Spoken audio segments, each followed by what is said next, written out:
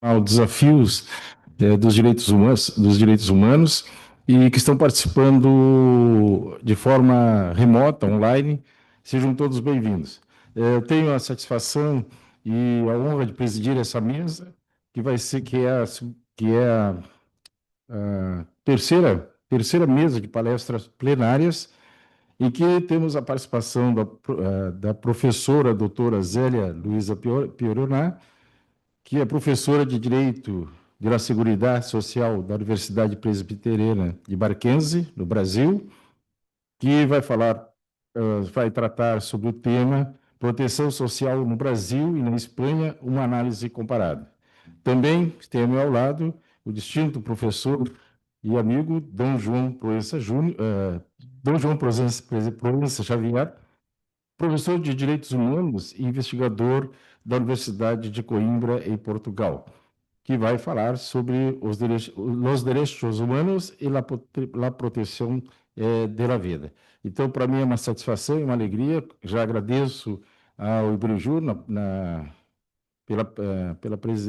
ao Ibirujur, na pessoa do professor doutor Fábio, por ter a oportunidade de estar participando desse evento aqui, nessa bela e importante universidade, na cidade de São Sebastião, na Espanha. Bom, de pronto, eu vou passar a palavra à professora Zélia para desenvolver o seu tema. Eu tenho que falar. Uhum. A todos, tantos que estão aqui nessa belíssima cidade de São Sebastião, como também os que nos acompanham online ou depois na gravação, né, professor Fábio? Porque estará no site do Iberujur. As minhas palavras iniciais são de agradecimento. E eu faço, inicialmente, ao Iberujur, ao professor Fábio, por mais esta oportunidade, e é uma parceria que já dura muito tempo. Tem feito um trabalho de ligação entre os países da América Latina, não só o Brasil, com os países europeus. Antes nós dizíamos que era entre Portugal e Espanha, mas agora não, né? Os países europeus. Eu mesmo estive em dezembro com o Iberojur na Polônia, em janeiro na Itália, em 3 cidades. Então faz esse trabalho que na verdade, globaliza a academia. Então, quero fazer esse registro e agradecimento. Quero também agradecer à Universidade Deus do Campus de São Sebastião, e eu faço em nome do professor Juan Lopes Gorostide, e também a professora Helena, né? A professora Helena Macias, que durante todos esses dias não só tem estado academicamente, mas nos deu uma bem-vinda em espanhol, não, foi muito acolhedora. Esta cidade é muito acolhedora. É a primeira vez que estou em São Sebastião e estou encantada com a universidade. Eu, embora tenha estado em Bilbao, não foi academicamente, foi a turismo, e da próxima vez que estiver lá, certamente conhecerei o campus e a sede, então, em Bilbao. Feitos esses registros, eu quero cumprimentar o nosso presidente mesa, o professor Sérgio, que também tive a oportunidade de conhecer por meio do Iberojur. Embora sejamos gaúchos, para os espanhóis, gaúchos são as pessoas que nascem em Rio Grande do Sul, que é o estado mais ao sul do país, se divisa com o Uruguai. E também quero cumprimentar o professor João, que também estivemos em outras mesas juntos, também foi um conhecimento que tive por meio do Iberojur. Então, feitas essas considerações, nós estamos aqui no 5º Congresso Internacional sobre os novos desafios dos direitos humanos. Eu queria fazer uma introdução, porque vou falar sobre os direitos de seguridade social em um Congresso de Direitos Humanos. Em Brasil, os direitos sociais fazem parte de los derechos fundamentales. E, portanto, aqui vou usar como sinônimo de direitos humanos, porque direitos humanos constitucionalizados se transformam em direitos fundamentais. Embora em Espanha os direitos sociais não são considerados direitos fundamentais, e sim direitos com configuração legal, mirando a Constituição de 78 de Espanha e de Brasil, temos muita semelhança, embora a Constituição brasileira, vocês vão poder ver que temos uma previsão muito detalhada. Eu costumo dizer que a nossa Constituição, ela tem matéria que deveria ser infraconstitucional e não constitucional. Certa vez, eu estava em 2010 em La Complutense de Madrid por uma instância de investigação e a professora que me supervisionava me ha pedido um artículo para publicar em Ministério de Trabalho e Seguridade Social. E disse para eu fazer comentários da Constituição brasileira em relação à Seguridade Social. Quando entreguei o artículo para ela, disse, Joma, eu assim, hablado para ser sobre a Constituição. Eu disse, tenho que te regalar uma Constituição, porque tudo que eu falei está em la Constituição. Por isto, tivemos 3 grandes reformas de previsão social em la Constituição, porque tienes disposições que não é de Constituição. Para ter uma ideia, os espanhóis temos a idade mínima para se jubilar em la Constituição.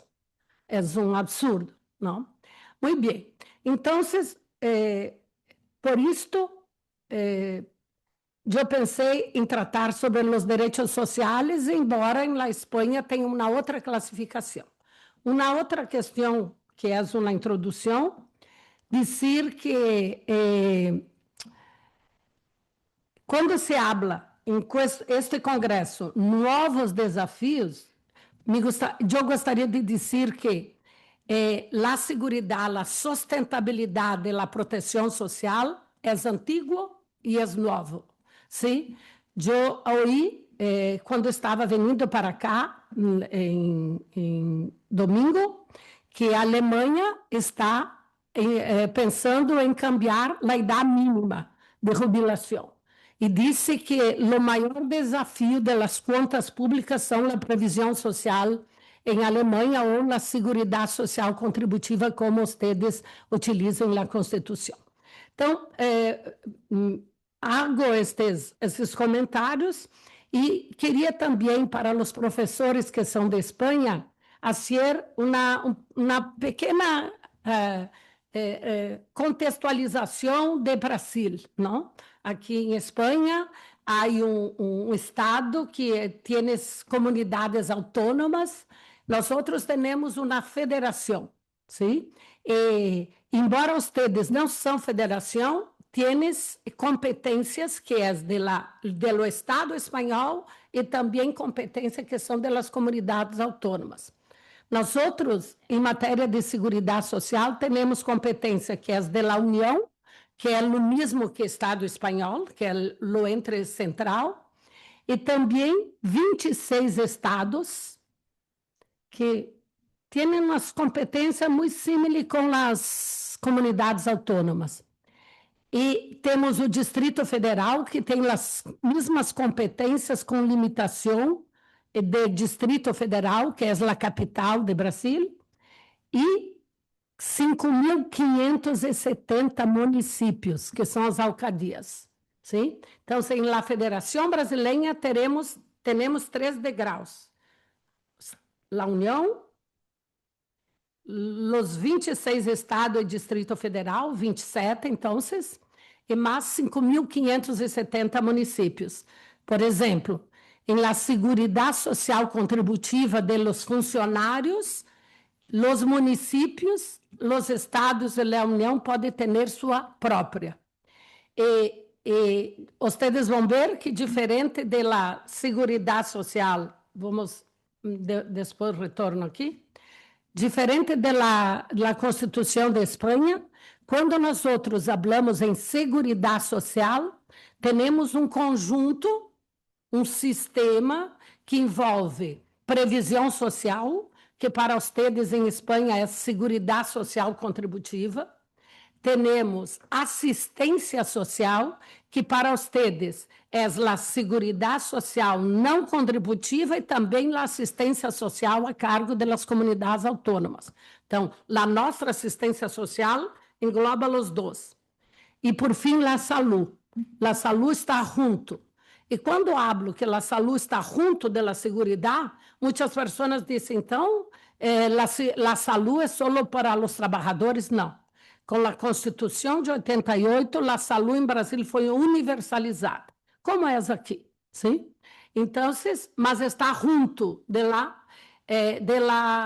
lo que chamamos seguridade social.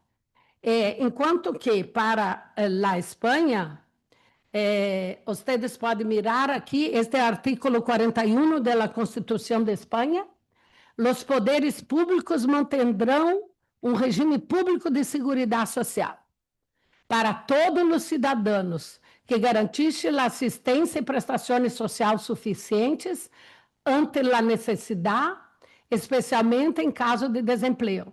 A assistência e prestações complementares serão livres. Então, vocês podemos ver, quando a Constituição de Espanha foi promulgada, tinha, sim, mas é só não contributiva, porque disse que é para todos os cidadãos? Não, porque por uma razão histórica, então, tienes a Seguridade Social Contributiva, que nós outros chamamos Previdência Social, Previsão Social, que é o mesmo. A Seguridade Social Contributiva de Espanha e a Previdência Social em Brasília é a mesma, é contributiva, o que se chama em Espanha profissional contributiva, sim? Em Brasil é o mesmo. E vocês veem que há, então, a contributiva, a não contributiva, e também admite as prestações complementares, sim? Muito bem. Em Brasil, então, vocês podem ver que temos os direitos, é um conjunto de ações de iniciativa dos poderes públicos e da sociedade. Então, não é só de responsabilidade do Estado, do poder público, e que garantisse os direitos de saúde, previsão social e assistência social. E quando falamos em previsão social, temos o que para a Espanha tienes também a complementária. Então, temos a previsão social, como em Espanha, que é a Seguridade Social Contributiva,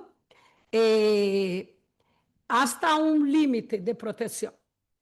Depois desse limite de proteção, temos a complementária, que vocês dizem, são livres. Nós outros, o mesmo, é um sistema por capitalização. Enquanto a Seguridade Social Pública tem o mesmo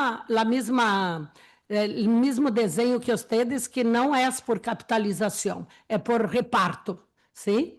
Eu recordo que quando estava em 2010 na Complutense, uma pessoa foi falar sobre a previsão social em América Latina. E falou como se todos os países tinham uma previsão social como em Chile.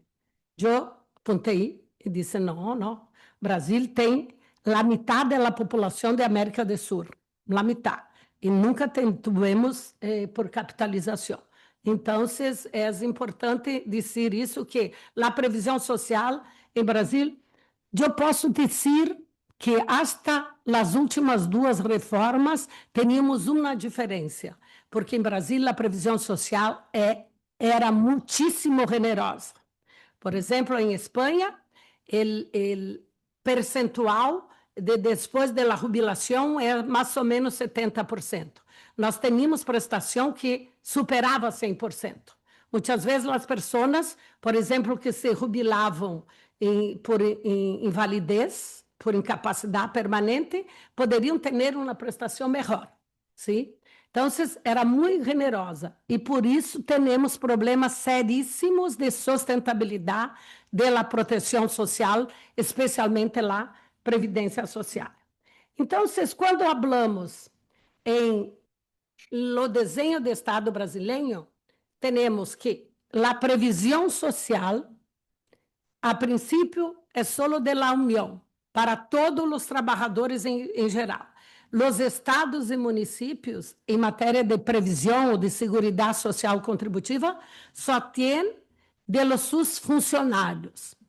E mesmo que tenhamos 5.570 municípios, em torno de 2.000 municípios têm previsão para seus funcionários. Aqueles que não têm, os funcionários estão em regime general. Temos INS como ustedes, então, se eu sou uma funcionária de um município, normalmente os pequenos, que não têm regime próprio, então, próprio del município, então, as pessoas estão no regime general. A previsão social para todos os trabalhadores, com exceção de los servidores públicos, civis e também militar. Sérgio é jubilado, o nome não se diz jubilo, mas é jubilado como militar. Então, temos uma previsão social para os servidores civis e uma proteção diferenciada para os militares. Tanto os militares da União, quanto os militares do Estado. Sérgio era militar do Estado de Rio Grande do Sul. Então, temos esta diferença, porque aqui, como não é uma federação, não há essas diferenças. Bom, mas eu falava que a Seguridade Social em Brasil tem saúde e assistência. A assistência e a saúde, o artículo 23 da Constituição brasileira diz que é uma competência comum para a União, os estados e os municípios. Todos têm atribuições em matéria de saúde e todos têm atribuições em matéria de assistência social. Em matéria de saúde, a Constituição criou uma coisa que chamamos Sistema Único de Saúde. Neste Sistema Único, se regulamenta qual a atribuição da União, qual as atribuições dos estados e qual as atribuições dos municípios. Em relação à assistência, eu há pouco falei que a nossa assistência une o que para vocês é Seguridade Social não contributiva e também o que é assistência social das comunidades autônomas. Em relação a isto, a União hace as vezes do que Espanha hace em matéria de Seguridade Social não contributiva. As prestações econômicas são pagas pela União, pelo ente central. Temos uma prestação de salário mínimo para os discapacitados e os maiores que não têm recursos econômicos, e também o que chamamos de Bolsa Família, que é mais ou menos como o ingresso mínimo de aqui de Espanha. ¿Sí? Isto, a competência da União. As coisas que em Espanha se hace de competência das comunidades autônomas é repartida entre os estados e os municípios. Então, quando falamos de assistência social em Brasil, unimos a Seguridade Social não contributiva e a assistência social a cargo das comunidades autônomas. Muito bem. Eu gostaria de dizer que temos uma população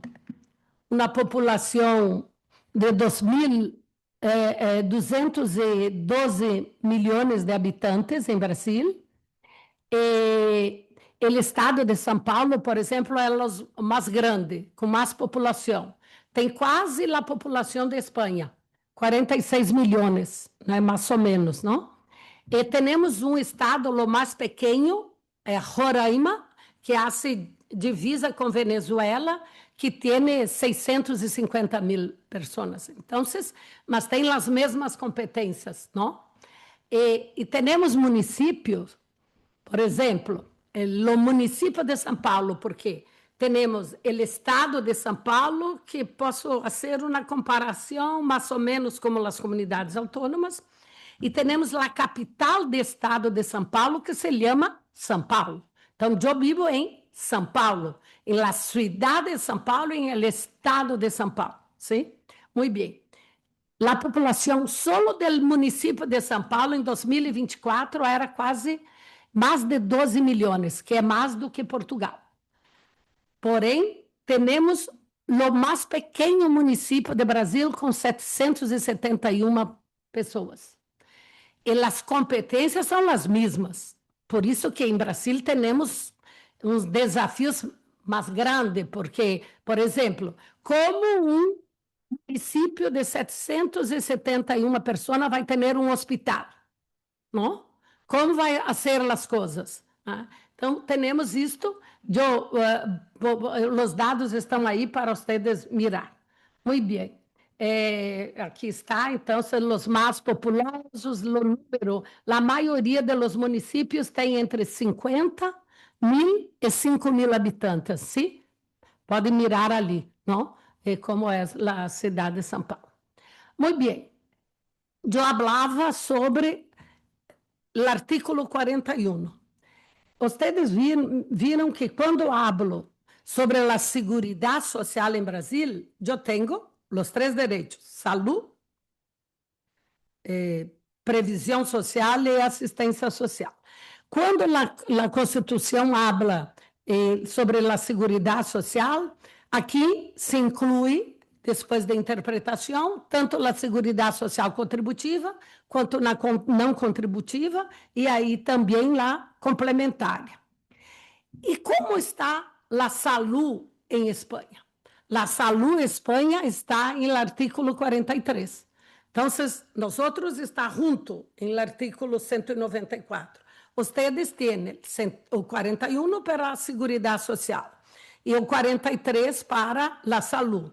Então, se reconhece a proteção à saúde e compete aos poderes públicos tutelar a saúde pública através de medidas preventivas e as prestações e serviços necessários. A lei estabelecerá os direitos e deveres de todos ao respeito. Eu quero fazer um comentário, porque todos os meus estudantes, tanto de pré-grado quanto de pós-grado, porque dou classes em master e doutorado, sempre trabalho os direitos e aquilo que o professor da Universidade de João disse, Casal Tanabás, que há um artigo suyo que diz: a face oculta dos direitos fundamentais, os deveres e o custo dos direitos. Vocês miram que aqui a Constituição habla de deveres da saúde. Nós outros, pouquíssimas vezes, nossa Constituição habla de deveres. Incluso, eu digo que para Brasil, para o legislador, para o executivo, o governo, e também para os membros do Poder Judicial, eles pensam que os recursos para garantizar nascem árvores. Árvores, sim? Sim. É como se... Não, não é assim. Nós outros temos uma carga fiscal que é mais ou menos de Espanha. Mais ou menos de Espanha. Talvez, eu não sei se nos últimos 2 anos não ultrapassamos a Espanha. Nossos serviços são muito aquém de Espanha. E uma das causas é, seguramente, a previsão social, a generosidade da previsão social. Eu chamo isto de populismo. Populismo do poder legislativo, que faz a política pública, do executivo, mas também em Brasil temos uma coisa que eu chamo de ativismo judicial. Os juízes em matéria de prestação social, eles fazem um desenho diverso, porque fazem a justiça a sua cabeça, e não a justiça eleita para o legislador. Muito bem.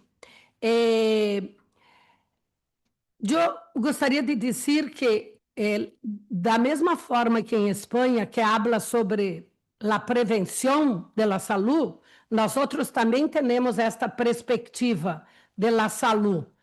Miras aqui o artículo, porque não temos só o artículo 194.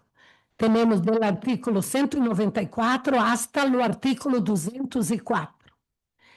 O 194 habla da Seguridade Social como um conjunto. O 195 habla da financiação da proteção social.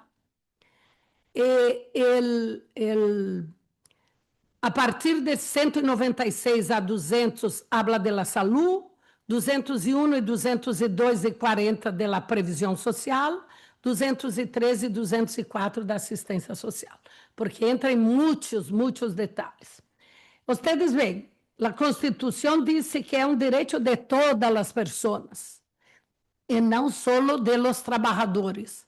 Hasta a Constituição de 88, o direito à saúde em Brasil era como em Espanha, quando começou, só para os trabalhadores, né? Porque esta perspectiva de conceder prestações e também a saúde é uma perspectiva que nasceu com Bismarck. Em 1883, em Alemanha, se criou um sistema de proteção social, de seguridade social contributiva, E a primeira prestação foi uma prestação de recursos para as pessoas que estavam com enfermidade e também o trato da saúde. Então, esta perspectiva de que o trabalhador teria prestações econômicas e também a acolhida em la saúde vem do modelo de seguro social estabelecido em la Alemanha. Inclusive, o primeiro país do mundo a ser essa perspectiva foi a Alemanha em 1883. Esta perspectiva depois se espalhou em los países europeus e hasta 1942 a 43, em Grã-Bretanha, há hecho um estudo que foi liderado por William Beveridge, e o William Beveridge, então, pensou a proteção como um sistema, como vocês têm aqui, Seguridade Social contributiva e não contributiva, e também a saúde, embora em artículos diferentes. Em Brasil também.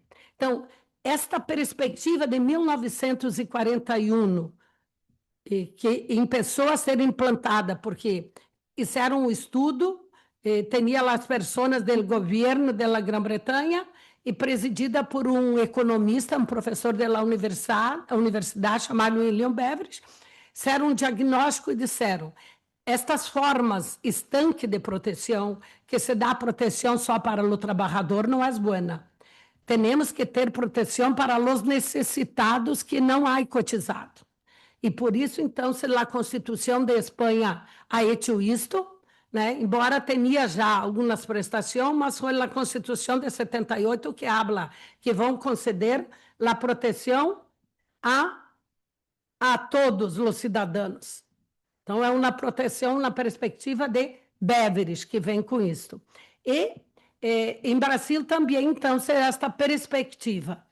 A saúde em Brasil está aqui, e temos um artículo 198 que habla também da prevenção da saúde. Então, essa perspectiva da Organização Mundial da Saúde, que Espanha acolheu, nós outros também acolhemos essa perspectiva, porque diz ações e serviço para sua promoção, proteção e recuperação. Então, é o mesmo. A assistência social é eu disse que hace o mesmo que a Seguridade Social não contributiva e a contributiva, e então se temos esta proteção, o inciso 5º que está aí, eu sustento, e meu caro professor Fábio Veiga, eu ha sustentado isso em Barcelos, a primeira vez que participei de evento, em 2017, 16. Porque esta prestação é a mesma que a proteção a base mínima da proteção da contributiva. Então, em Brasil, temos em torno de 40% de informalidade, de trabalho informal. Em Peru, 75%. Eu sustento que, entre outras causas, uma das causas de informalidade é esta proteção. Porque os trabalhadores com ingressos baixos dizem, por que eu vou cotizar se eu vou ter esta proteção? E Beveridge, quando pensou neste sistema de proteção, disse que a proteção não contributiva tinha que ser mais baixa que a contributiva para incentivar a cotização. Em Brasil, eu hablo isso há muitíssimo tempo, falei em Congresso Nacional, todas as reformas que eu participado em audiências públicas, e os deputados e senadores disseram, não, isto não, porque são populistas, pensam na sua próxima eleição, então vocês não barram. Muitíssimas pessoas, inclusive esta prestação, a lei estabelece um critério de necessidade econômica e os juízes fazem o que querem em relação a este critério, porque o Supremo Tribunal de Brasil, que hace às vezes de Corte Constitucional, é parte do que o Supremo de vocês fazem, porque o que o Supremo Tribunal de Espanha hace, em Brasil há o Supremo Tribunal Federal e também o Superior Tribunal de Justiça. Então, se o Supremo de vocês fazem todo isto. E o nosso Supremo, então, se faz também, às vezes, de Corte Constitucional. A Corte Constitucional de Brasil disse que os juízes, em caso concreto, podem fazer outro critério, porque o critério econômico é fixado em lei. E vocês podem ver, porque o inciso 5º disse, conforme a lo previsto em la lei. Em la lei. Então, se a lei não é boa, cambia a lei. Mas não se pode cada juiz dizer o que é.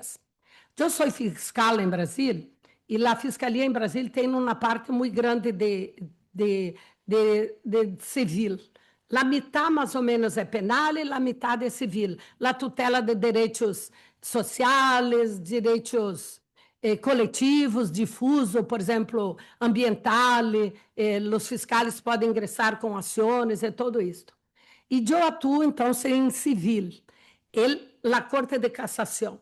Não atuo em juiz de piso, não atuo na Corte. E eu digo que não é o caso concreto, porque eu estou em segundo grau. O juiz disse uma coisa e os juízes do tribunal dizem outra. Então, não é a cabeça, aquilo que é justo para o legislador. Então, vocês veem, e a Constituição diz que é em termos de lei. Ele está aqui, eu estou concluindo, professor, e a previsão social, vejam vocês, é muito parecida com a Seguridade Social, pois contributiva, tem as pensões complementares e tudo isto. Temos o regime general, como disse, que abrange todos, é diferente do regime de vocês. Vocês têm o regime geral e os regimes especiais. O nosso está todo junto. A única diferença é que tem os funcionários e que a última reforma quase igualou, porque temos o mesmo limite todo. Eu penso que aqui uns 10, 15 anos vão ter um regime general solo. E então, os autônomos, os que trabalham por conta própria, tudo estão no regime general. Só que seria para um curso e não para uma palestra, sim? E a proteção dos servidores está aqui, a proteção complementária. E eu vou só dizer, encerro com isso, professor Sérgio, porque temos uma forma de financiação muito diversa. Porque em Brasil, vocês têm as cotizações sobre a remuneração do trabalho. Contribui tanto o empregador quanto o empregado. Em Brasil, o mesmo, tem o empregador e tem também de todos os trabalhadores. É o inciso 1, a letra A, e inciso 2. Mas temos mais 5 cotizações. São cotizações que é o mesmo fato como se fosse um imposto de vocês. E por isso que, por exemplo, a saúde. Depois, a Constituição disse que a União, os estados e municípios têm que poner também uma parte dos impostos em la saúde. Mas a base de la financiação está nisto. E eu digo que quando se habla de los recursos, porque aqui vocês têm os recursos tributários, não? Solo seria centralizado, solo de vocês, de aqui, e de Navarra é diverso, não? Então, para as 15 comunidades autônomas, o Estado espanhol arrecada e reparte. Aqui e também em Navarra, assim o contrário, não? Bom, nós outros temos competências tributárias da União, dos estados e dos municípios, sim? E agora, há 2 anos, criamos um IVA. Só que o IVA, temos um IVA dual.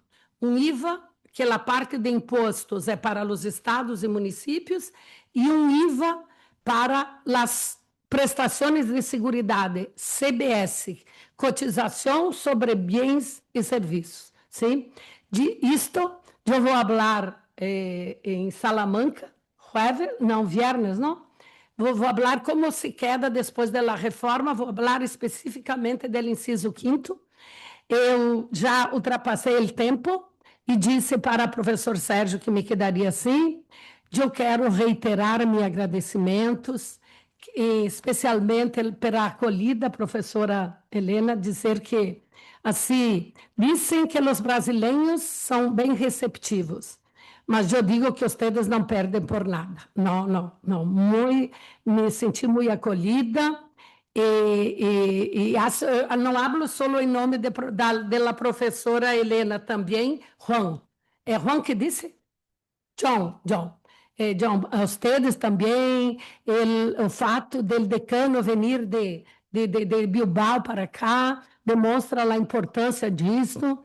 Eu penso que temos, estes eventos são importantes para aprendermos um pouco de cada sistema, sim? E se eu conseguir transmitir um pouco as diferenças e as semelhanças, eu estou feliz. E agradeço muito, digo que também para mim é uma honra estar sendo presidida pelo professor Sérgio, meu conterrâneo gaúcho, e estar na mesa com o professor Juan, professor Juan, não, né? Professor Juan, que sempre aprendo. Muito obrigada. Muito bem, professora Zélia. Agradeço a sua palestra, que uma palestra oportuna, importante e estimuladora sobre a proteção social no Brasil e na Espanha. Bom, de imediato já vou passar a palavra ao nosso distinto professor João Proença Xavier, que vai falar sobre os direitos humanos e a proteção da vida. Muchas gracias, profesor Sergio Romeo. Declaración de intereses obligatoria. Somos amigos aquí en esta aula. Es un honor inmenso ser presidido por ti. Penso que no sea la primera vez. Y en realidad de todos los compañeros de todas las universidades brasileñas, portuguesas, castellanas y aquí vascas también, es lo compañero más antiguo y más amigo que tengo yo aquí. Penso que son cerca de 20 años, 15, 18 años de amistad. Seguidamente por Elena Macías, que conocí en la Facultad de Derecho de la Universidad de Coimbra, 10 años ya de Deusto, de UPU, en Donostia. Muchísimas gracias a Juan también y a esta magnífica universidad con quien yo ya conectaba cuando estaba en la UPV todas las veces a invitación de la Cátedra de Derecho y Genoma Humano con quien conecto. Agradecer la presencia de todos online y principalmente aquí en esta sala magistral. Dando la enhorabuena a la organización, a Olivero Jur y nuestra equipa aquí, Andrea y Bruna, siempre incansables en esta labor de acompañarnos estos miles de kilómetros desde Coimbra, Porto, Deusto, Salamanca, Donostia y regresar otra vez por Guarda, mi ciudad natal. Personalizando, agradecer aquí a Tiso Esther su presencia porque va a salir al final de esta ponencia su avión a la isla Canaria, donde empezó que será la próxima edición de este congreso, ahí lo sexto. Bien, sin más, decir que es un honor ya recurrente incorporar proyectos coordenados, estudiados, compartidos con la profesora y magistrada aquí presente, Celia Pedorá, con quien ya estuve en Italia, Polonia, Francia, España, en muchas universidades, en Portugal. Coincidimos ya en Brasil, pero no académicamente, personalmente, que es su ciudad de natal, y vive en São Paulo, donde siempre nos recibe como en casa nuestra. Enhorabuena por tu presentación y por tu ponencia. Debatemos otra vez en Salamanca, un seguimiento, y es un honor estar contigo otra vez, Celia. Muchas gracias por venir. Y pienso que entre Celia y Sergio están los más antiguos estudios de derecho aquí presentes en la sala. Enhorabuena por vuestro camino, por vuestra indicación y por vuestra juventud. Los derechos humanos y la protección de la vida. Es un análisis de un reflexo crítico de derecho comparado sobre la posibilidad ibérica de la fecundación post-muerte. Pues sí. A ver, no queremos morir, queremos nacer, pero queremos tener hijos y muchas veces, como hablábamos con João, aquí querido compañero también de abogacía y nuevo doctorando de la Facultad de Derecho de la Universidad de Salamanca y nuestro Departamento de Derecho Procesal, decía, ¿sabe, profesor João? En realidad, mucha gente que quiere tener hijos no los tiene, no puede, y mucha gente que no liga nada a eso. Tiene un montón de ellos y no les da atención como merecen. Y eso es un problema. Entonces, embora sea casi borderline, es una cuestión que está cada vez más puntera en la orden del día. Del lado portugués, la Ley Portuguesa de Reproducción Médicamente Asistida, la Ley 32/2006 de 26 de junio, trata de la inseminación post-mortem en su artículo 29 o 22, donde caracterizaba esta cuestión, porque tiene una revisión, con la posibilidad de una mujer viuda ser inseminada después de la muerte de su marido o compañero con los semen del fallecido. En realidad, de modo distinto, en esta materia, la Ley Española de Técnicas de Reproducción Médicamente Asistida, la Ley 32/14, en este caso 2006, de 26 de marzo, determina que el consentimiento previo sea escrito por el fallecido, previamente, obviamente, a ser prestado en un documento público, cosa que el mismo con las revisiones, la ley actual portuguesa no consagra, y mal, en mi opinión, dada la distinción de un procedimiento de esta naturaleza. Y además, la ley española, esta que cité anteriormente, la 14/2006 de 26 de mayo, necesita que ese documento público sea una escritura pública, un testamento, y que sea firmado por escrito para que su material genético pueda ser utilizado hasta el primer aniversario de su muerte. Entonces, 12 años, hasta 12 meses después de su muerte se puede utilizar, y hasta el último día, y la técnica puede generar el hijo después, pero no más. Y bien, porque esto es un procedimiento especial. Quid iuris. Así, aquí tratamos de analizar estas dos propuestas legislativas, apuntando algunas nuances y opinando sobre cuál nos parece la perspectiva más acertada sobre esta polémica cuestión de derechos humanos de naturaleza reproductiva. No podía dejarse de ser, los derechos humanos y la protección de la vida tenía que tener la memoria, el agradecimiento, una indicación de carrera de mi maestro aquí castellano y profesor en País Vasco, lo malogrado profesor Carlos Romeo Casabona. El segundo, Romeo Casabona. El derecho que cito aquí con mucho honor y mucha ilusión e emoción, el derecho a la vida entendido incluso en sentido amplio, comprende tan solo el reconocimiento del derecho al respeto y protección de la vida de todo el ser humano por el mero hecho de serlo, pero discurre por sus fronteras en la posibilidad de engendrar dita vida sin restricción alguna, salvo las que se derivan de la propia capacidad biológica de del individuo. Para Romeo Casabuena es pues cierto que en sentido estricto el derecho a la vida no incluye ninguna implicación jurídica relativa a la reproducción humana ni ampara como tal derecho alguno vinculado con esta, como tampoco los preceptos que sustentan aquel. Para este autor parece evidente que la conexión entre ambos derechos, si el de capacidad generativa supone la origen de una nueva vida humana y está el objeto sobre que recae el derecho de la vida.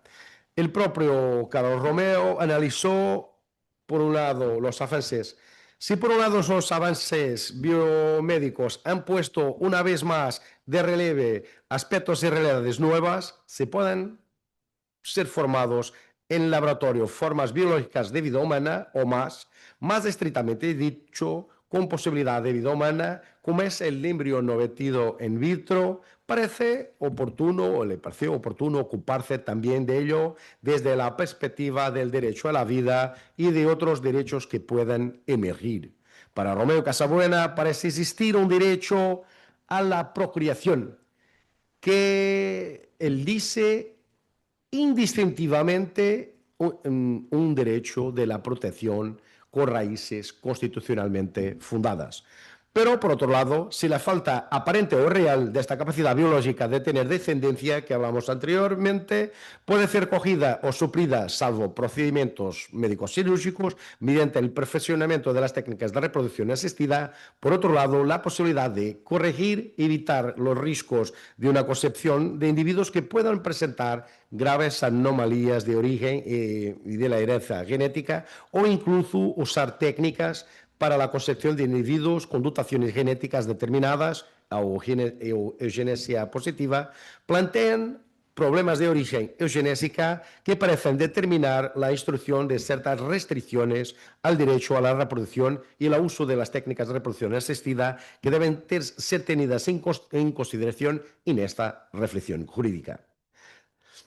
También el derecho a la no procreación, como el derecho a impedir la descendencia, incluso por motivos diversos, al deseo de no reproducirse, como es su caso de una mujer que presenta un estado de salud que desaconsella el embarazo, pesar el deseo propio que ella tiene de ser madre. Así tenemos variedísimos métodos de evitar la descendencia no deseada, como sea la esterilización, con vista al mantenimiento de relaciones sexuales sin posibilidad de concepción, un procedimiento preventivo, la anticoncepción, hasta el aborto como último camino a evitar de tener un hijo. En el área de la salud, los avances biomédicos y biogenéticos y las innovaciones tecnológicas de las técnicas de reproducción médicamente asistida nos plantean problemas de derechos humanos en inicio de la vida. Y a eso estamos.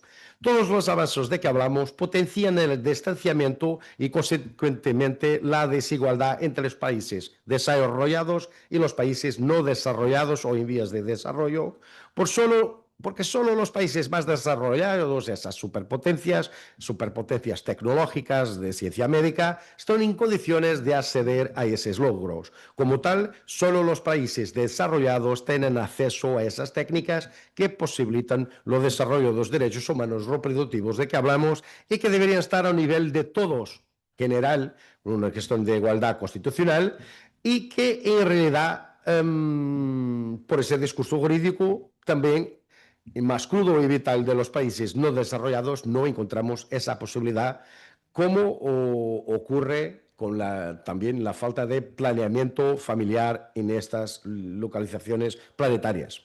Segundo, la diputada portuguesa Ana Manzo, curiosamente una diputada de derechas del municipio de Guarda, en el Parlamento un portugués, miembro del Grupo Parlamentario de Población y Desarrollo. Em sua comunicação, não há desenvolvimento sem saúde sexual reprodutiva e no colóquio Desafios à Saúde Sexual e Reprodutiva e Compromissos com o Desenvolvimento, em la Assembleia da República Portuguesa, disse também, que passo a citar, por todo lado, a redução da fertilidade e a SIDA levantam problemas e levam a uma queda da produção agrícola em África desde 1980. com alguns senhores deputados aqui presentes, tivemos o privilégio de visitar e de conhecer a realidade da saúde reprodutiva em Moçambique e em Angola.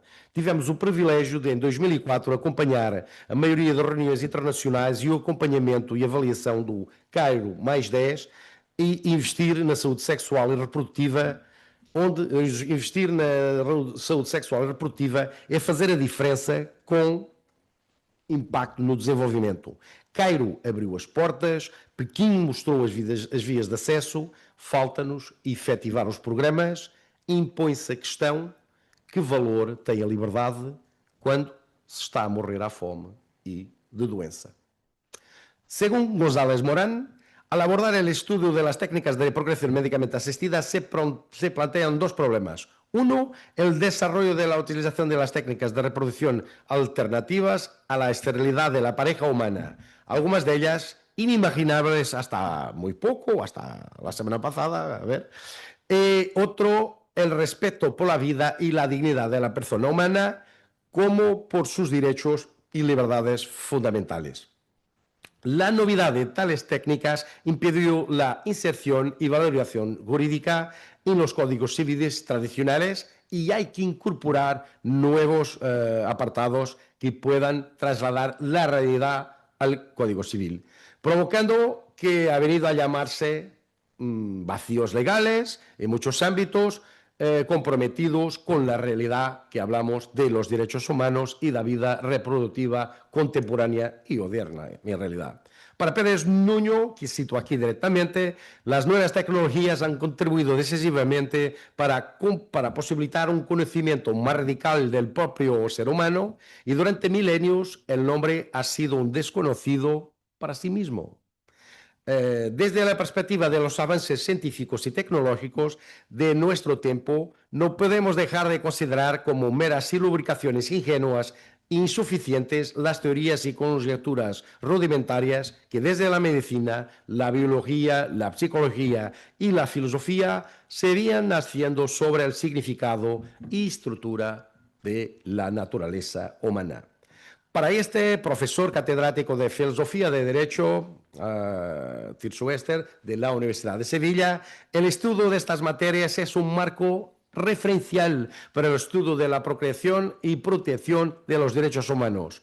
En los últimos años, los avances de la ingeniería genética y de la biotecnología han permitido trasladar desde la incertidumbre y la penumbra a las lubricaciones y a la seguridad de los datos científicos que hablamos ayer, el conocimiento de la vida humana, los estudios sobre genoma y la consistente revelación de un mapa genético de nuestra especie contribuirán para un nuevo marco de referencia para el estudio y la propia tutela de los derechos fundamentales del tiempo.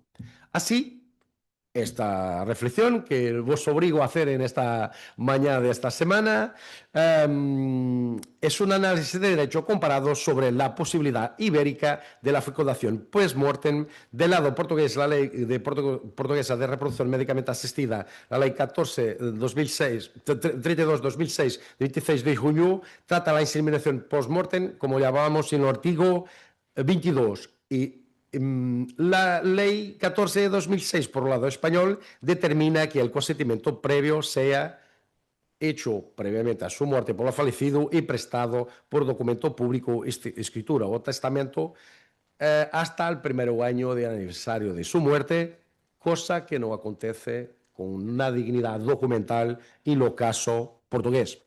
Y bien, qui juris nuevamente, sin embargo, las técnicas de PMA actuales, por su parte, aportan posibilidades de alargamiento a una nueva dimensión de los derechos a la reproducción distintas a aquellas que había en el pasado. La esterilización a petición o mandato judicial, como se hace también en Brasil, el aborto e incluso el acceso a la utilización de medios anticonceptivos serían lo que teníamos de derechos negativos de reproducción. Hoy tenemos otros derechos a no reproducción más actuales, por así decir. Derecho a no tener un embrión implantado sino un proceso de aprobación, a no ver vuestro esperma o óvulos, material genético que sea utilizado para generar embriones sin su o nuestra voluntad. En este sentido, Dworkin defiende que la decisión de procrear es un acto individual y que pertenece a la esfera de la vida privada de cada individuo. Fernando Abelán y Javier Sánchez Caro defienden que la fecundación post-morte, que está admitida en el ordenamiento jurídico español, está sometida a un doble condicionamiento, que exista constancia de que el varón lo aceptó en vida previamente y que las técnicas se cumplan en un plazo determinado por la ley, en este caso español, no pasó de 12 meses después de la muerte, hasta 12 meses después de la muerte del fallecido. En efecto, los mismos autores defienden que la procreación post-mortem consiste en una posibilidad de la esposa o compañera del varón fallecido o prefallecido pueda utilizar el semen del último o los embriones originados in vitro con los gametas de ambos al procedentes total y haciendo o procedente de un, puede ser de ellos o de un procedimiento de donación de gametos a fin de engendrar, de criar, de reproducir un hijo propio con material propio. Ahora bien,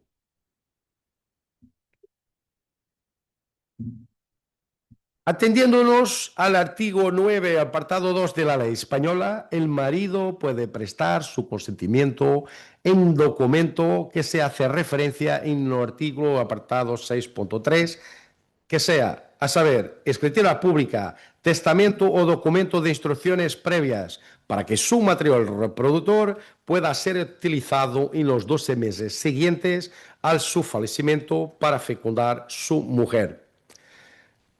En nuestra opinión, los derechos reproductivos son indubitablemente derechos fundamentales y fundamentalmente y principalmente derechos humanos de carácter reproductivo y existen, por eso, dentro del cuadro constitucional en las normas y órdenes constitucionales internas y en la integración de los tratados de la Unión Europea e internacionales e incorporaciones en lo propio derecho constitucional nacional, existiendo en el ámbito del horizonte de Estado y son garantizados por él.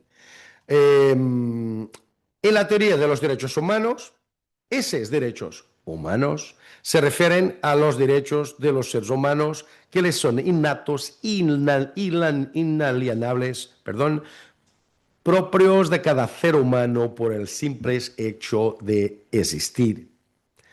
Revisando la terminología de Pérez Nuno, consideramos que los derechos reproductivos son, sin embargo, derechos humanos de cuarta generación. En la Constitución portuguesa, los derechos fundamentales tienen una clasificación no correspondiente a ningún otro derecho comparado y los derechos y libertades están en el título 2, que se llama Derechos, Liberdades y Garantías, y los derechos sociales están en el título 3, Derechos Económicos, Sociales y Culturales. Mientras los primeros, los del título 2, ven su contenido suficientemente definido a nivel constitucional, ya los segundos, los título 3, carecen de la intervención legislativa del legislador para efectivarse, para se tornaren líquidos y ciertos, como dice la ley. Así, según Vera Raposo, los derechos, libertades y garantías son exclusivos del género humano y los derechos económicos, sociales y culturales dan a los ciudadanos el poder de exigir del Estado, y paso a citar, traducción mía, un comportamiento positivo materializado en la prestación material jurídica para efectivación de ese derecho. Y bien, para nosotros, nuevos derechos nacidos de los actuales avances tecnológicos de la medicina y de la genética son, sin embargo, los nuevos derechos humanos, los derechos humanos de cuarta generación. Los bioderechos, diría yo, creando aquí un concepto propio, bioderechos fundamentales, como les denomina también la castellana compañera Adela Cortina, derecho a una muerte, inseridos en un conjunto de derechos denominados por la cortina y que son derecho a una muerte digna, derecho a un patrimonio genético no manipulado, no alterado, Tirso Esther, sin cambios, sin referencias distintas de esas que son las originarias de la Codex humano que tenemos por ahora. Un derecho al conocimiento de eso, las orígenes genéticas, dónde venimos, por dónde vamos, sin cambios manipulados. En lo que se incluyen los derechos humanos reproductivos, indubitablemente.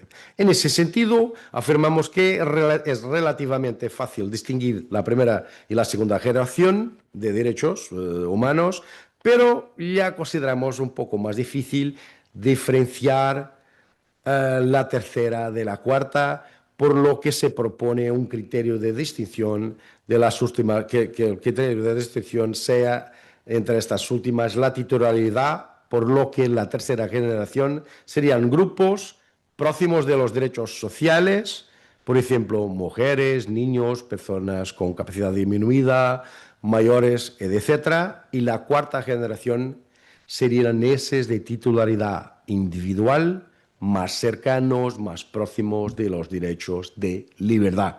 Sin embargo, las técnicas de reproducción actuales, por su parte, aportan posibilidades de alargamiento a una nueva dimensión de derechos a no reproducción, distintas de que las se hablaba en lo pasado: esterilización, protección a mandato, el aborto, inclusive el acceso a utilización de medios anticonceptivos que hablamos anteriormente.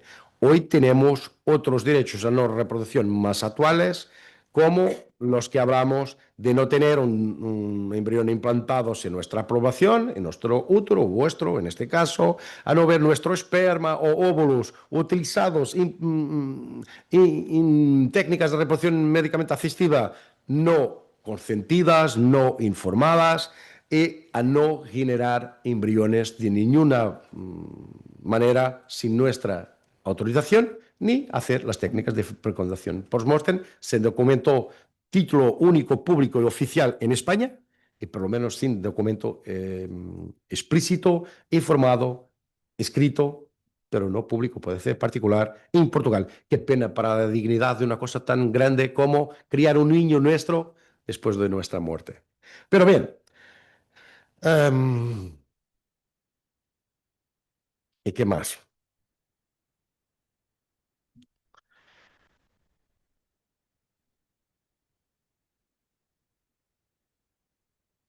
Decirlos que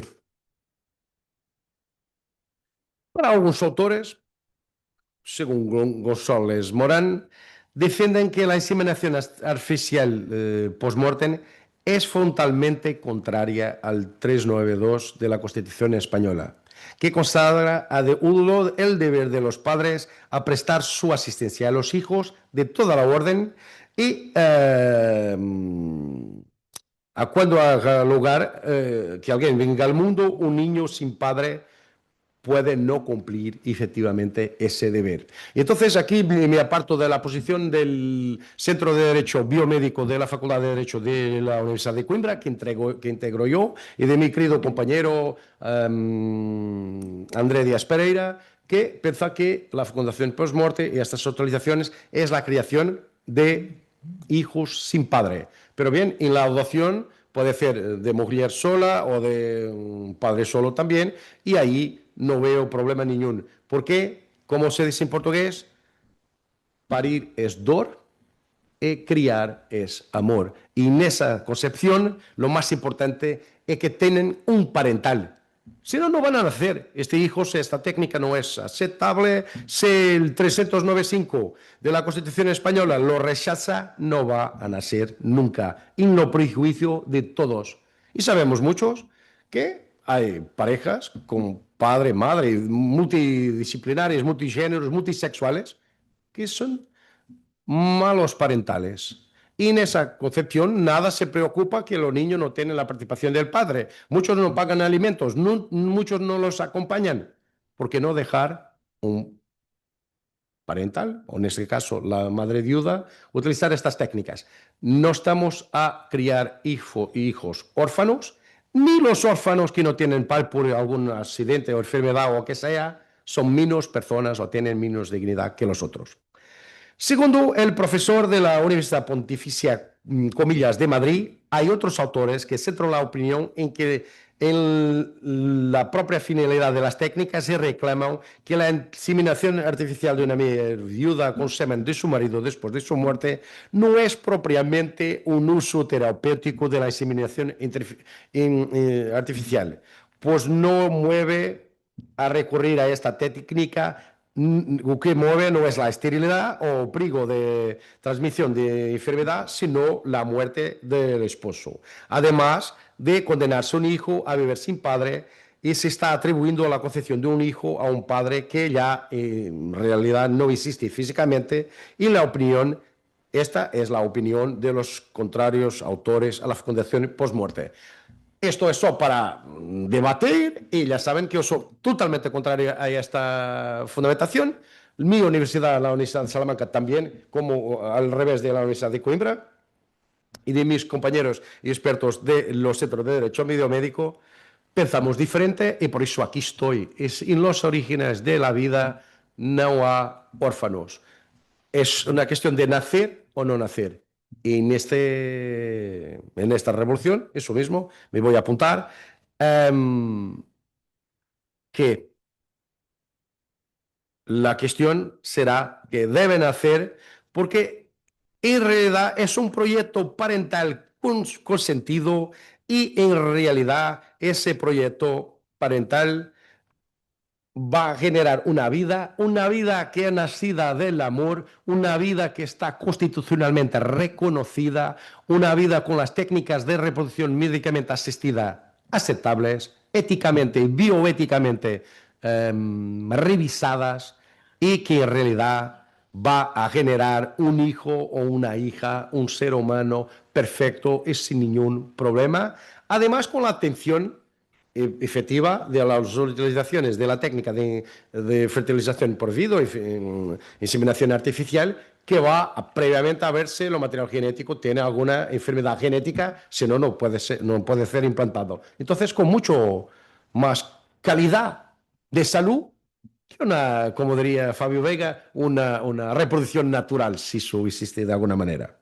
Entonces, aquí, reflexionando y agradeciendo los apuntes de mi ilustre presidente de mesa, para terminar aquí y dejarlos reflexionar, y podemos hacer ahí quizá un debate, de acuerdo con mi tesis doctoral en Derechos Humanos y Bioética en contexto ibérico, defendida en Salamanca, en la centenaria Universidad y Facultad de Derecho, parece admitirse, por su parte, la transferencia de embriones post-muerte como formando parte de un proyecto parental ya en movimiento y con embriones ya formados, dando continuidad a la voluntad de constituir familia y de incidencia propia por parte de quien dejó la vida involuntariamente. En mi opinión, ese destino es lo más digno para el embrión criopreservado y preferible al descarte.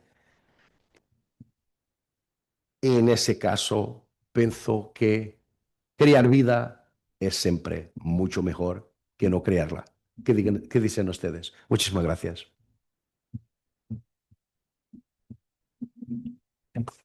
Muito obrigado, professor João Proença, pela sua fala, e da mesma forma que a palestra anterior, é uma fala importante, profunda e estimuladora às reflexões. Bom, nosso tempo já está, temos assim alguns minutos, eu não sei se abre para alguma pergunta, né? Se a audiência, se a plateia aqui presente tem alguma pergunta, alguma complementação, tanto a professora Zélia quanto ao professor Proença.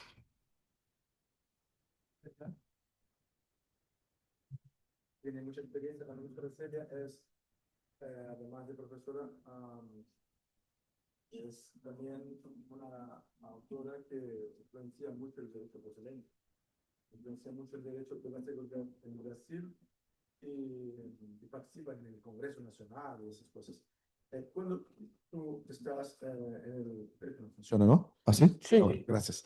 Cuando hiciste la comparación del derecho brasileño con el derecho español durante el tiempo que estuviste aquí en España. ¿Viste la parte también de aplicación de los recursos económicos, ¿no? De los tributos? La diferencia grande entre Brasil y España, o sea, el porcentaje que se invierte más en la economía social, de la protección social en España, quizás sea más efectivo que en Brasil, pero Brasil es más solidario o menos solidario que España en el modelo de la solidaridad social. Yo quería ver si en tu experiencia la solidaridad brasileña es más avanzada en el modelo teórico, con la diferencia en el modelo práctico español que se nota que es un estado social muy avanzado. Yo gostaria de dizer que em Espanha tem, então, a Seguridade Social, que é a Previdência Nostra e também parte da assistência, tem a assistência, tem a saúde, e tem uma coisa que eu há muito tempo defendo que devemos ter, que é a proteção, que chamam proteção à dependência. As pessoas que necessitam de acompanhamento de outro têm esta proteção. Nós outros temos uma longevidade, de pessoas maiores também é muito grande e num tempo muito mais curto que nos países europeus, e não temos esta proteção. Então, assim, se mirar todo o sistema de proteção da Espanha, esta proteção de dependência, pelo que eu já conosco de Portugal, de Itália e de Alemanha, a proteção à dependência de Espanha é uma das melhores, assim, com mais proteção. Embora a lei de proteção era muito, assim, muito audaciosa, e a implantação, depois com a crise de 2011, 2010, 2011, ha hecho andar mais lento do que antes. Sobre a pergunta especificamente sobre a solidariedade, mais ou menos, assim, dando dados, parece que o Brasil é mais solidário, mas não, porque muitas vezes, quando vocês têm um sistema, por exemplo, de proteção dos servidores públicos federais, que tem, ano passado, um gasto de 110 bilhões de reais e recursos arrecadados pela União de Servidores de 50 e poucos bilhões, 60 bilhões vocês pegam da tributação de todos, não? Que tem as diversas formas. Então, em la previsão social, eu tenho um artículo que apresentei em Barcelos, em Compédia, ano passado, que digo que o Brasil tem o que chamamos de solidariedade invertida, porque se eu pego de todas as populações, de todas as populações para pagar prestações em los servidores públicos, por exemplo, os juízes, fiscais, advogados públicos em Brasil têm uma proteção acima de 30 mil reais. Então, se vocês pegam, por exemplo, da tributação que incide sobre o consumo, que todos pagam, tu estás pegando das pessoas que têm menos recursos para dar para os que têm mais recursos. Então, eu digo que, mirando sobre, porque falar de solidariedade, temos que ver quem paga a conta. E se quem paga a conta são as pessoas com menos recurso, então é uma solidariedade, não é uma solidariedade que tem a ver. Eu tinha na pantalla um dos últimos artículos da Constituição brasileira, tem o artículo 3º, que diz que dos objetivos do Estado brasileiro, dentre outros, redução das desigualdades sociais e regionais, não? Eu digo que não, que a previsão social muitas vezes ajuda a aumentar as desigualdades. Então, é uma falsa solidariedade. Mas isto é um assunto para uma outra, quem sabe, a próxima vez que tem os congressos del Belujur, hablo um pouco disto, porque se pode falar em direitos sem, como disse Casal Tanabás, falar de onde sale, porque dentro de los deberes, ele diz a face oculta de los direitos, os deveres e o custo de los direitos. Então, em Brasil não se habla sobre isso. E quando eu hablo sobre isso, disse que sou conservadora, que sou, tanto na academia como nos tribunais. Uma vez fazendo uma sessão em Tribunal Regional e Federal da Terceira Região, juiz do tribunal disse que eu era conservadora. E eu disse, seguramente sou conservadora.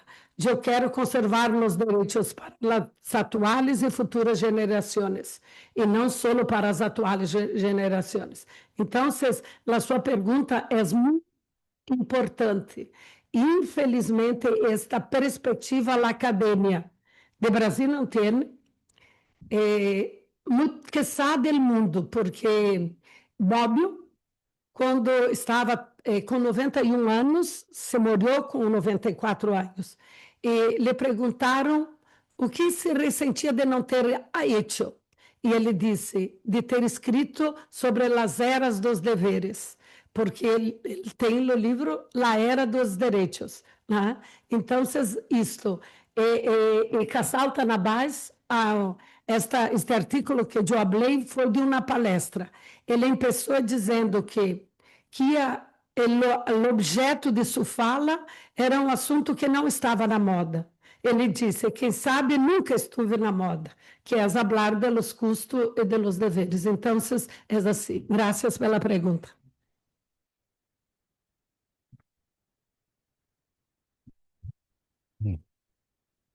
¿Alguna pregunta más?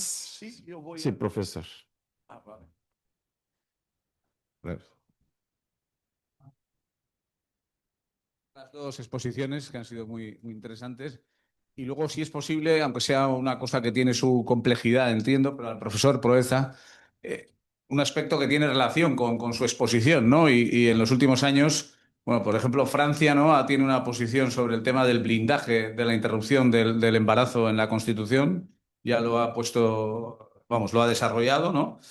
Veremos a ver con qué efectos, pero un poco saber su valoración, ¿no? Cómo valora jurídicamente que efectivamente ese instrumento puede ser útil o no en términos jurídicos para garantizar ese derecho o todo lo contrario, porque en España se está empezando a suscitar ese debate que no creo que llegue a ningún fin de momento, porque la situación política no va a permitir, ¿no? No lo va a permitir y no le veo futuro, ¿no? Pero ese debate, algunas corrientes y algún partido e incluso el gobierno parece que quiere ponerlo encima de la mesa. Pues, en términos jurídicos, ¿cuál sería su valoración, ¿no? sobre ese aspecto? Pues muchísimas gracias, profesor, por su cuestión y por su posicionamiento, provocación. En realidad, yo voy a hacerlo desde un punto de vista iberoamericano. Me llamaron a unos años de una cátedra brasileña de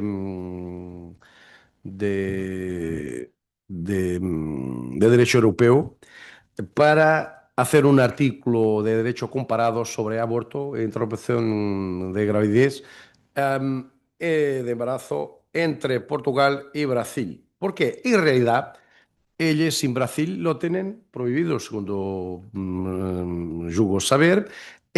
¿Por qué? Porque la implantación de la Iglesia Católica en la Constitución y en lo derecho civil es muy fuerte. Son 200 millones de brasileños y una presión enorme. Y lo tienen hasta casi criminalizado. Me parece una tontería. Y entonces me dice la profesora, que era una cátedra Jacques Delors, empezó yo, que la sacaran ellos en la universidad brasileña. Y entonces yo decía, en Portugal eso no es una cuestión ni de civil ni de constitucional, porque en realidad es un derecho constituido a no reproducirse. Y entonces la Constitución permite con esta libertad las restricciones del artículo 18 a la mujer, ni solo a la pareja, a la mujer a no querer llegar al fin sin ninguna justificación posible.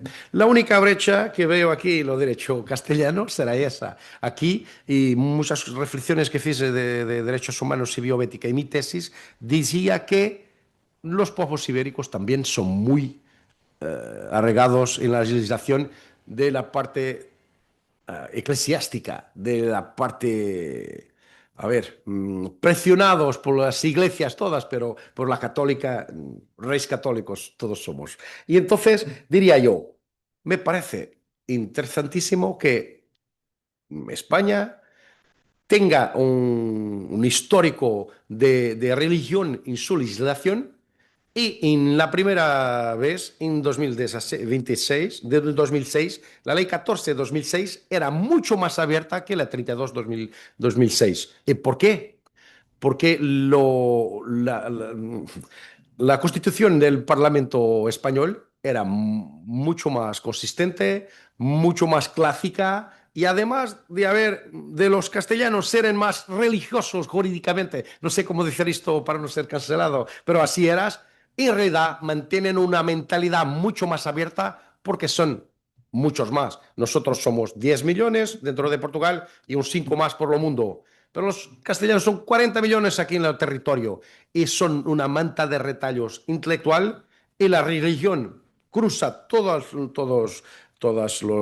las regiones administrativas españolas, pero la libertad y la lucha por la libertad y la lucha ante el franquismo también, y por eso la legislación de reproducción médicamente asistida en España era mucho más progresiva. En 2006, te digo yo, que sería, por lo menos de estas que he estudiado yo, la ley más progresista, más humanitaria, más internacional y más abierta de reproducción médicamente asistida en vigor.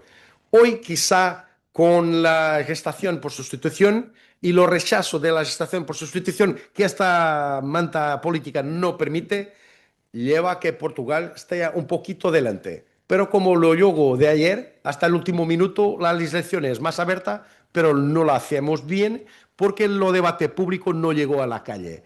Y entonces el contrato quedó, a ver, como dicen aquí, es nulo. Y lo nuestro también. Nosotros la permitimos, pero está criopreservada, está criocongelada, porque los españoles dijeron, no, no, no, no, eso no se puede hacer así porque es civil, eso es un contrato nulo. Y no lo pensaron más. Y ahí quedó. Nosotros dijimos, no, no, no, los tratados internacionales, nuestra libertad, la libertad que bebemos de la ley 14 de 2006 española, incorporada, ya corregimos todo y ahora no queremos quedar detrás, vamos a quedar delante, pero demos el paso mayor que la pierna. Y entonces lo hicimos con contrato nulo que cuando el Tribunal Constitucional portugués fue llamado a hablar sobre la constitucionalidad de la gestación de sustitución, no la rechazó, luego constitucionalizó, la consideró constitucional, pero en los términos del contrato civil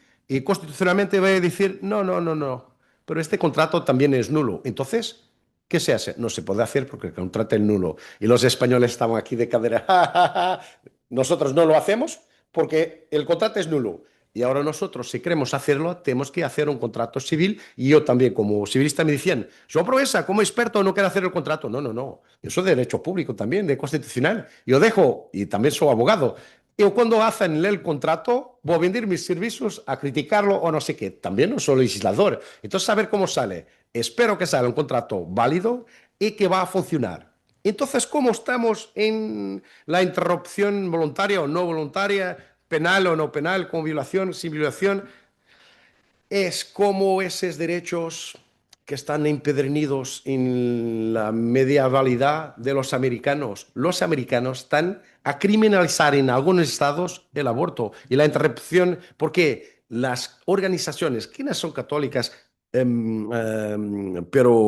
pero las iglesias nuevas o antiguas de algunos estados norteamericanos, porque son un sistema de common law y pueden aquí rechazarlo, a tener pena de prisión y lo otro no, están a presionar para regresarnos a la época medieval. Aquí Por eso estoy siempre y también ayer con doble equipamiento y equipaje un poco ibérico, no de cerdo, pero ibérico.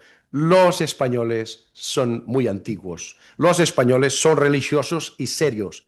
Gustan de debatir. Pueden debatir cosas que ya hablaron anteriormente, pero no me parece que sean tontos para nada. Entonces no es una cuestión de mosaico constitucional o de parlamentario. Yo pienso que quieren poner la cuestión en la orden del día. Puede ser que algún grupo de lobby la consigan poner, pero se va a la calle el voto público, no va a cambiar absolutamente nada. Yo pienso que los derechos de las mujeres ya están más allá y los derechos humanos reproductivos también. Y además, lo problema que tenemos nosotros es un otro problema distinto, se me permite, es lo de la palabra que me cuesta más decir en castellano, lo envejecimiento. Lo envejecimiento de nuestro pueblo ibérico en lo entorno europeo. Entonces, la cuestión no es evitar esto o aquello, es cómo no quedamos todos mayores, muriendo y sin reproducción. Porque hablamos ayer, después del juego, tener un hijo, tener dos, tener tres o para ricos, mismo castellanos que sean, y no tener niños. Tenemos no hoy aquí, pero algunas parejas que estaban aquí, de investigadores, de profesores y de todo, que no quieren porque no es una opción de familia ser reproducir y tener hijos. Y ahí sí, yo pienso que el debate debe ser centrado ahí y no impedir mujeres que no pueden o no quieren o por cualquier razón no van a dar seguimiento de su voluntad a esos derechos reproductivos, andar a rechazar su libertad que constitucionalmente, sobre todo en España, costó mucho sangre a muchos castellanos. No sé si te contesté o no, esa es una materia muy... A mí me encantaría quedar aquí unos días, pero mi presidente no me deja, pero en lo Coffee Break podemos debatir eso, no sé, me gustaría devolverte la cuestión y saber qué piensas tú, pero pienso que estamos apuntados a circunstancia que es de en orden del día, no de periódico, de políticas ahí debajo de la tienda, pero en realidad, sí, es así, eso es. Pero no va a tener voto positivo. Y yo tengo una confianza. Pienso que los españoles van a aceptar en algún tiempo la gestación por sustitución, pero no pienso que van a ser pioneros en la escritura del contrato civil, pero van a revisarlo muy bien porque aquí en este país tenemos civilistas muy buenos. Entonces, espero yo que manejo los dos un poco, pueda contribuir de alguna forma para que se normalice legalmente en los tratados nacionales y en las leyes nacionales la gestación de sustitución como una opción reproductiva del futuro para combatir, dar derechos humanos a toda gente y combatir el envejecimiento a un nivel ibérico, dando a toda Europa un ejemplo de que estamos más juntos de que parecemos de lejos. Ok, não sei como nosso tempo já ultrapassou, né? Já entramos no horário do outro painel, e então eu creio que poderia alguma pergunta fazer diretamente do professor. Bom, então vamos agradecer a participação do nobre professor João Proença, da estimada professora Zélia, e agradecendo, né, pelas importantes colocações e estimulação de ideias produzidas aqui no nosso painel. Agradecer a presença de todos, inclusive dos nossos assistentes online, e dou encerrado, então, esse painel. Obrigado. Y así yo aprovecho informalmente, pero oficialmente, para ofrecer personalmente a mi querida amiga Elena